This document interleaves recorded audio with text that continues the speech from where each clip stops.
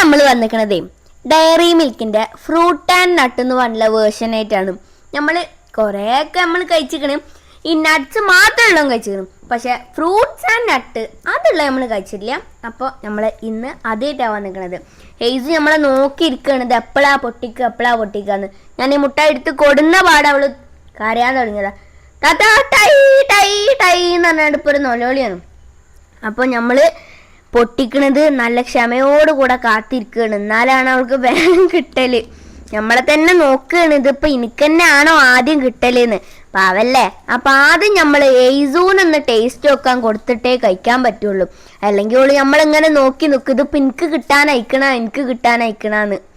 എനിക്കതിലുള്ള ഉണക്കമുന്തിന്റെ taste അത്ര ഇഷ്ടമല്ല, പക്ഷെ ഡയറി മിൽക്കിന്റെ കൂടെ കഴിക്കുമ്പോൾ ഒരു ടേസ്റ്റ് ഒക്കെ ഉണ്ട്. അതിൽ തണ്ടിപ്പരിപ്പൊക്കെ കൂട്ടി കഴിക്കുമ്പോൾ നല്ല ടേസ്റ്റ് ഉണ്ട്. എനിക്കും എയ്സൂനും സംഗതി നല്ല ഇഷ്ടപ്പെട്ടിരിക്കണം.